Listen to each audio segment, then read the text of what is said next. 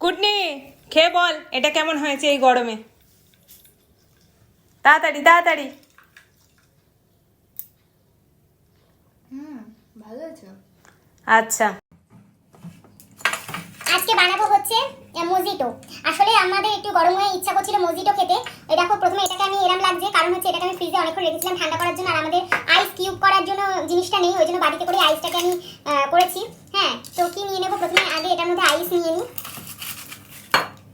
আমার মেয়ে, জানোই তো তোমরা আগের ভিডিওতে দেখেছো আমি কুটনি বলে ডাকি, তাহলে তোমরা কেউ ডেকো না। হ্যাঁ, ও বলেছে মা আমি অল্প খাবো, তো কি করা যাবে, অল্প খাবে, দেখা যাক। আমার ওই জন্য আমি একটা পাত্রেই করছি, দুটো পাত্রে ইউজ করছি না, কেন ওর উপর কোনো ভরসা নেই।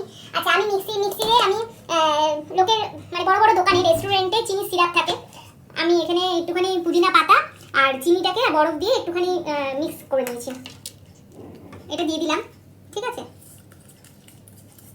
আমি হাত দিয়ে দিচ্ছি কারণ যেহেতু নিজেরাই খাবো, মানে আমি আর আমার মেয়ে খাবো, ঠিক আছে। তোমরা চাইলে চামচ দিয়ে দিতে পারো। আচ্ছা, একটু লেবু দিয়ে দেবো।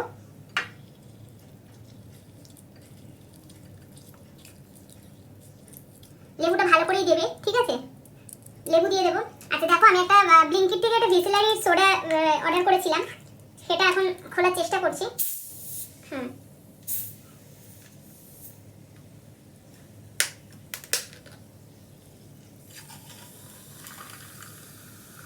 স্প্রাইট এনেছি, ঠিক আছে।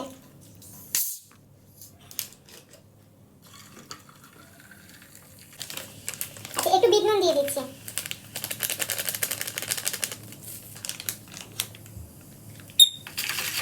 এখন ভালো করে নাড়াবে, আর একটু ভালো লাগার জন্য একটু পুদিনা পাতা আমি তো আগে বেটে দিয়েছি, ফ্লেভারটাতে পাই, আর বড় বড় রেস্টুরেন্টে দেখেছি এগুলো দিয়ে দিলে বেশি ভালো লাগে, তো এরকম ভাবেই খাবে, ঠিক আছে। জাস্ট অসাধারণ হয়েছে।